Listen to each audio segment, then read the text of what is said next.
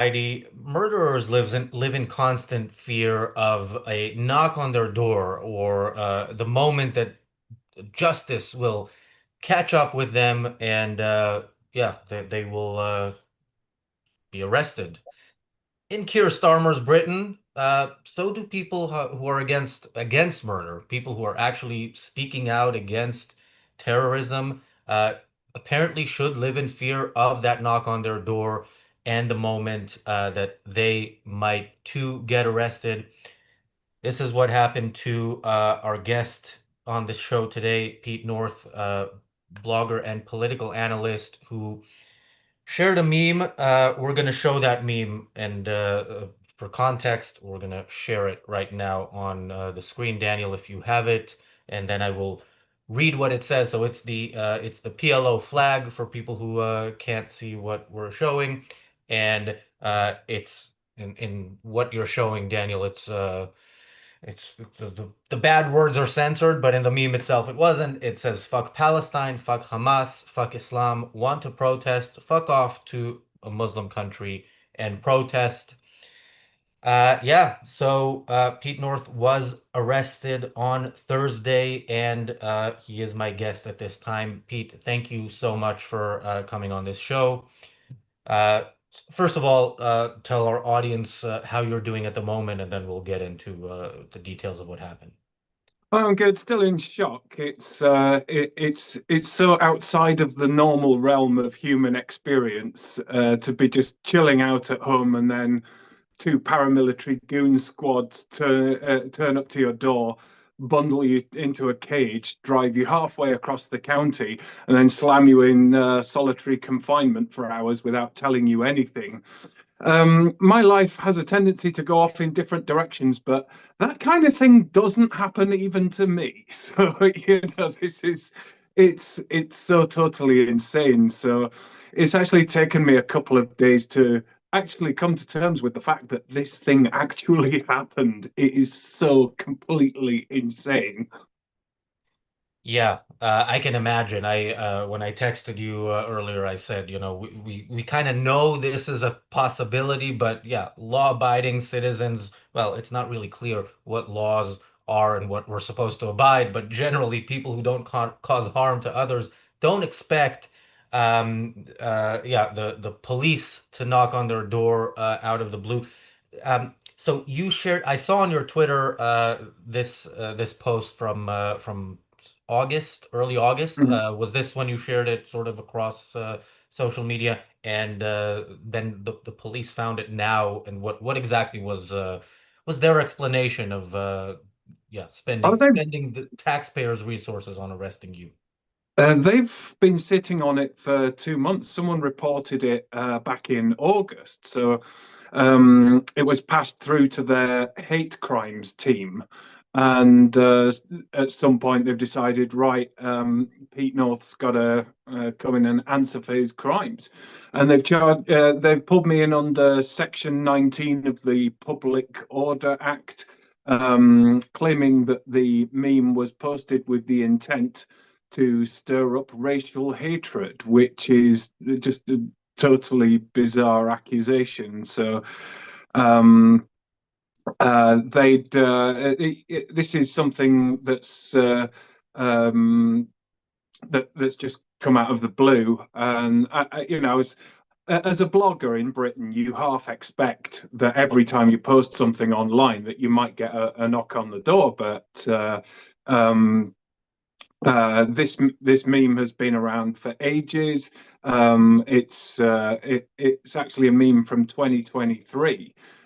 So probably hundreds of thousands of people have posted this meme. So there was no reason whatsoever to suspect that I might receive a knock on the door for that particular post. And it's why I still can't get over it. And their explanation was that I was trying to stir up racial hatred.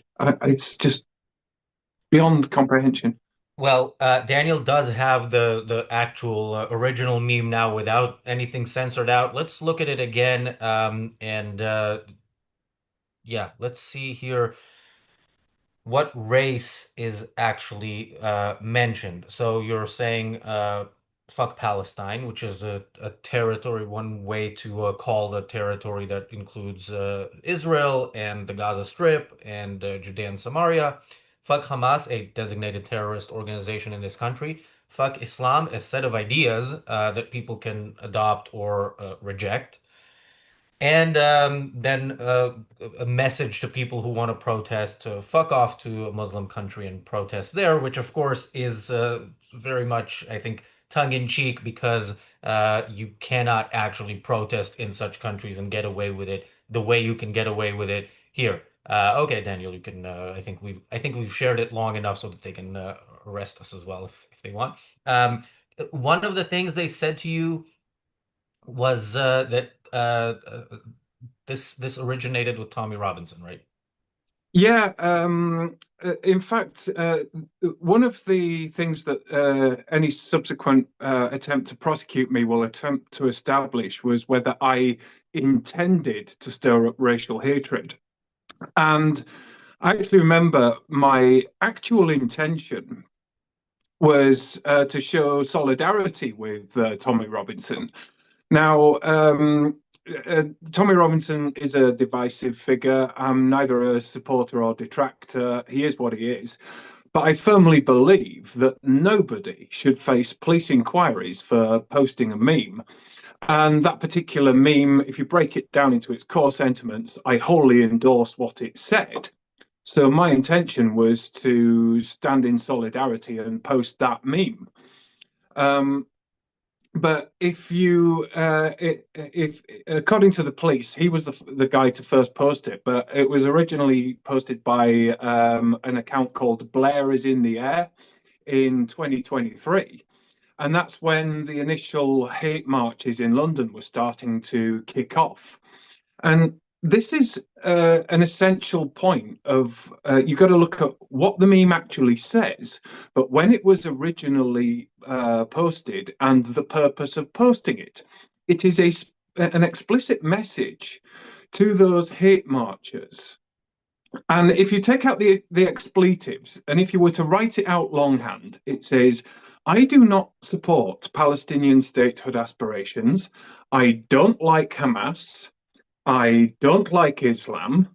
And if you want to come out in protest on the streets of Britain and wave the flags of proscribed organizations, wave the flag of ISIS, um, support Hamas, a proscribed organization that murdered and raped women and children and men, took hostages. If you want to do that, um, you're standing for values that are the absolute opposite of everything this country stands on, that British law stands on. It's counter to British Enlightenment values.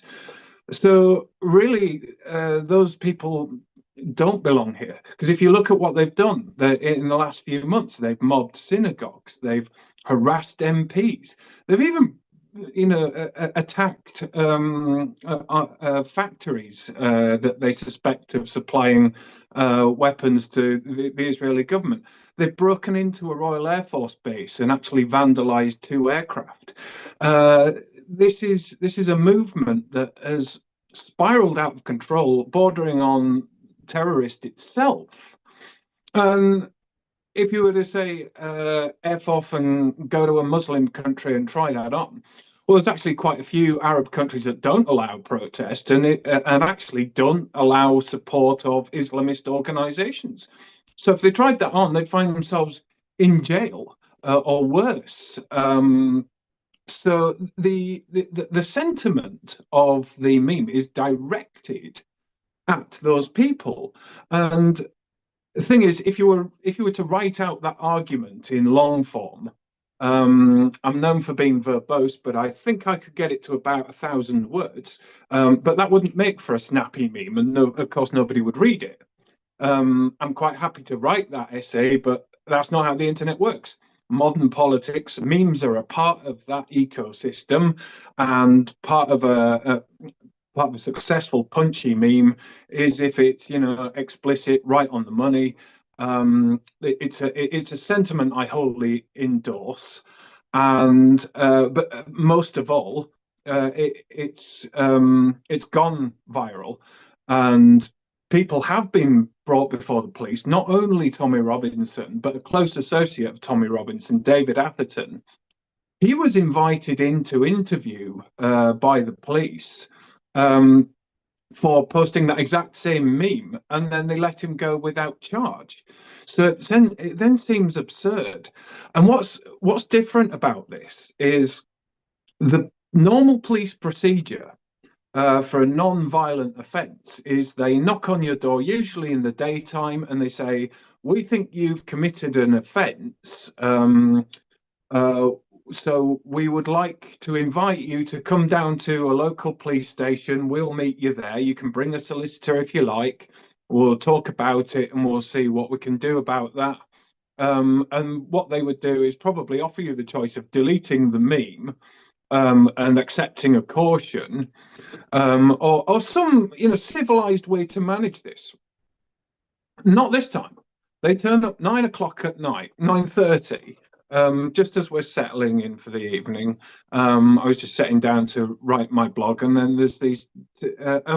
We used to have police turn up in normal uniforms, but these days they're wearing almost full riot gear without the helmet, but it's all the same kit. And I mean, the video's online. It's now been seen by 3.5 million people, and it sets it out. These guys hadn't come for a cordial chat. They'd come with the express intent of arresting me. And it used to be that they'd send an ordinary police car, and you can just sit in the back till you get to the station you're going to.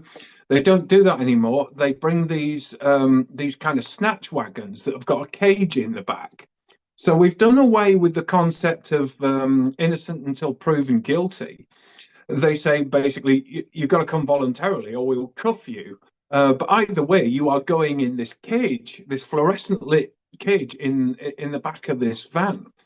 And this is middle of the night, and because they've closed down all the local police stations, supposedly to save money, these two coppers have to drive all the way with me in the back to Harrogate, which is at the other side of the county. And then they bring me up to the desk. And bearing in mind, the police, when they arrest me, they hadn't told me what the actual meme was. They didn't tell me till I got to the station. And because I post about, well, a minimum of 100 tweets a day, and I think I post something like, 500,000 words a year. I'm a prolific writer. It's spiraling through my head. What could it possibly be that they've come after me for? So I'm completely clueless. And of all the things that I've written, I do write about contentious subjects. Could have been anything. When they told me it was that meme, I actually laughed out loud. I just couldn't believe it. Of all the things that they could have chosen, but they chose a meme that says "F Hamas, F Palestine, F Islam." And it's a real insight into how these people think that to that sentiment is stirring up racial hatred. But what's more sinister about this is that I'm not the only right-wing commentator activist to be arrested. There's another guy the day before me. The police have been actively descending on fringe right parties and harassing them, stopping people at the borders. There was one guy going to his mum's funeral, almost prevented from getting on the ferry to France because of which political party he was part of. And I personally believe it's part of a public order strategy where they're going after sort of mid-ranking right-wing influencers on Twitter, arresting them, putting them under the cosh. And that's a means to deter other people from posting memes and speaking their opinions on the internet. This is an exemplary policing strategy. And we saw this with the riots last year when they jailed Lucy Connolly and a few others. These were draconian sentences for relatively minor offences, and that was to set an example to others. And that's not how any notion of policing is supposed to happen in a liberal democracy. The punishment you get is supposed to be proportionate, but we've done away with proportionality completely. If you say something in the United States, you've got the First Amendment, and then you America does have incitement laws, but there's I think it's the Brandenburg test of proportionality. We don't have anything like that. Um, if they view it as likely to cause offence or stir racial hatred, it doesn't matter whether it's a tiny, tiny chance or a massive chance. It's a binary for them, and then you're in the hands of the machine, and it all comes down to what the judge thinks on the day. Yeah.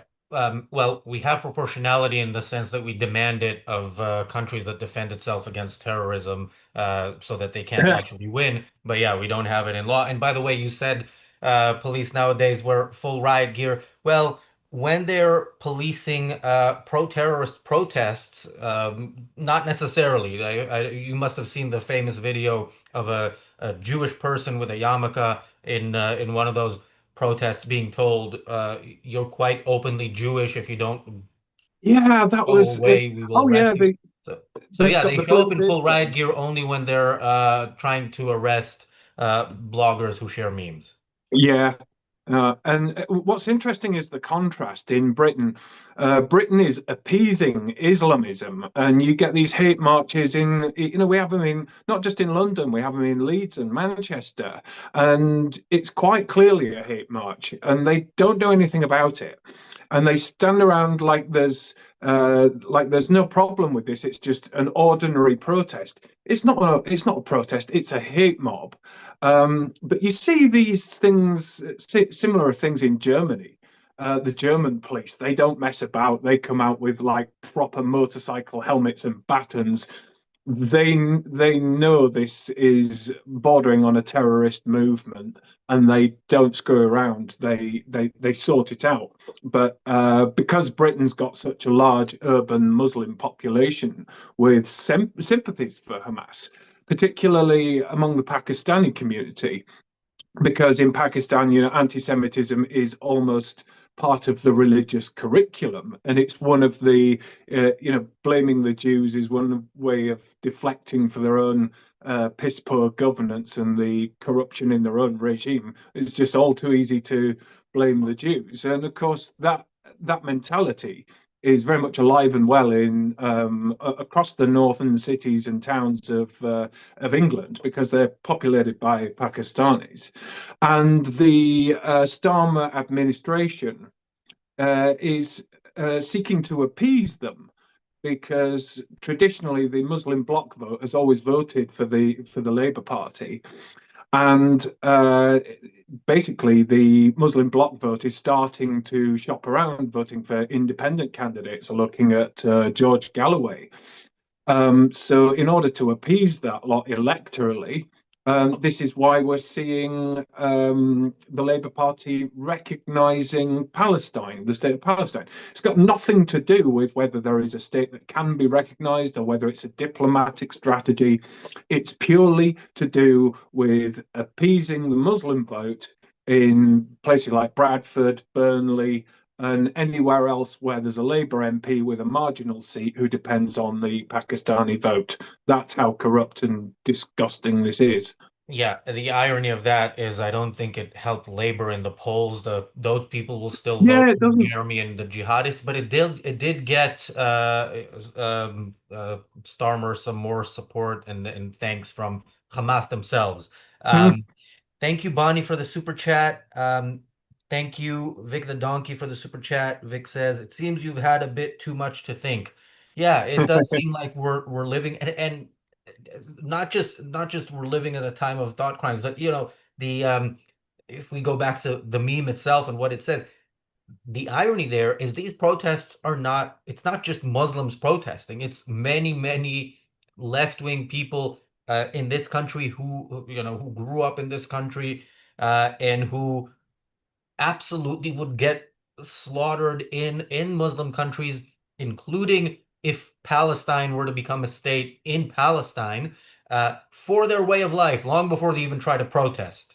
Yeah. Yeah, Well, for the left in Britain, they if you actually stopped anyone at one of these protests, you got a lefty liberal and actually started interrogating them, asking them basic questions and what they actually know.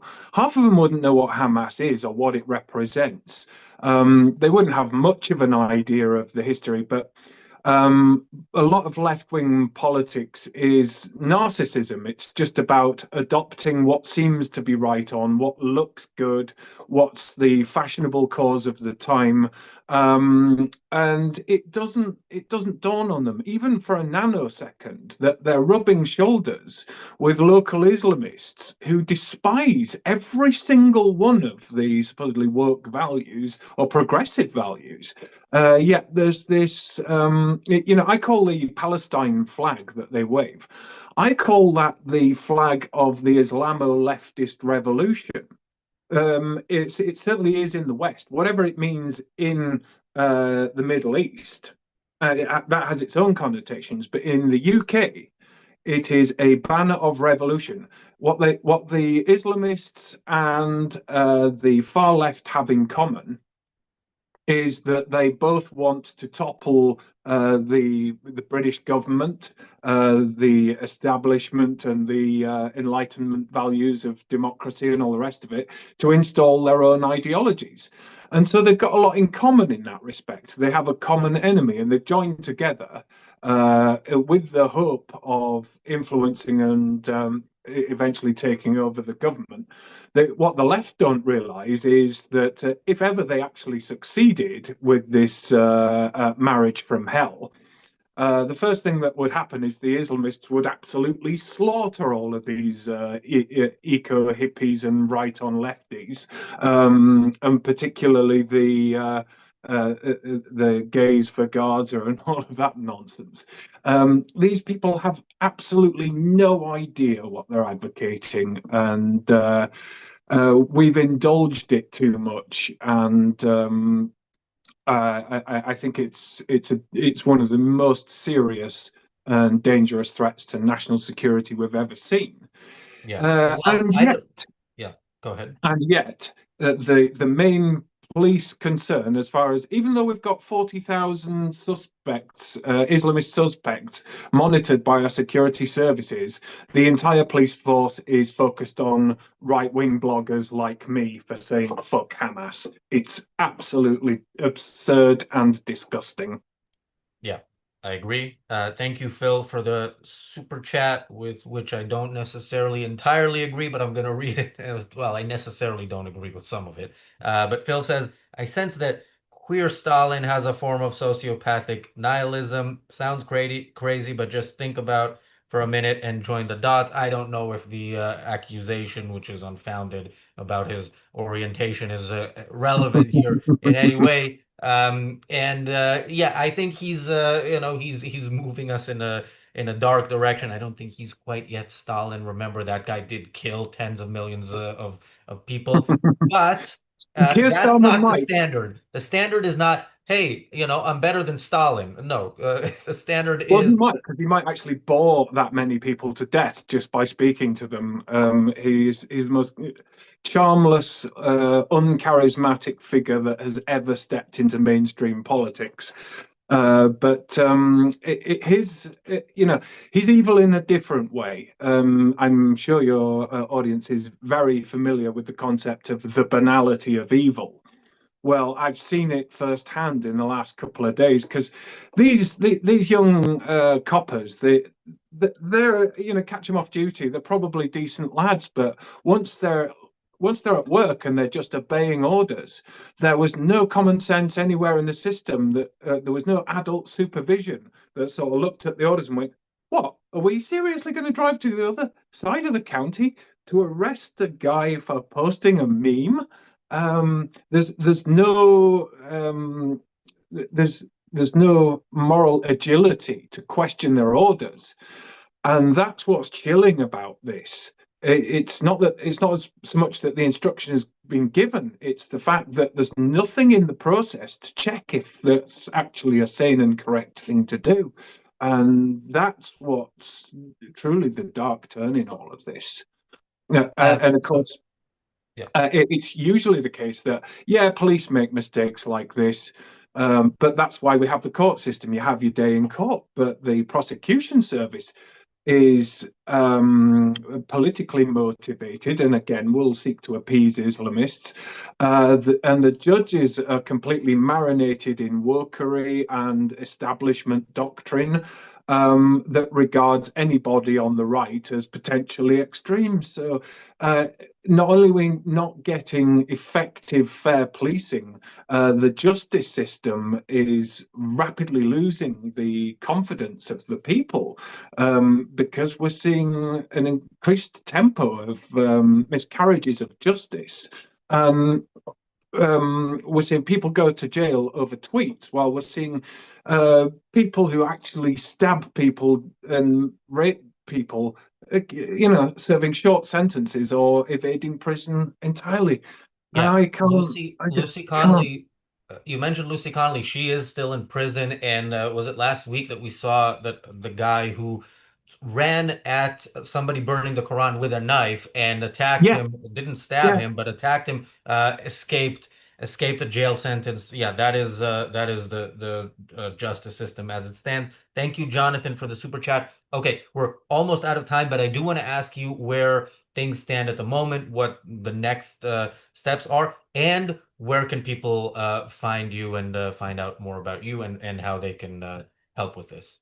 sure. Well, the other part of this torture is this is going to be hanging over my head for another 3 months because the police haven't decided if they're actually going to press charges. Um, so I've got to wait till December.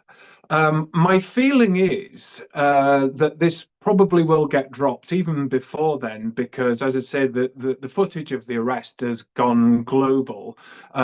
It's had full spectrum coverage on things like GB News, Talk TV, the Jerusalem Post, the Spectator, Telegraph, and so this has been an international humiliation for North Yorkshire Police, and quite rightly so.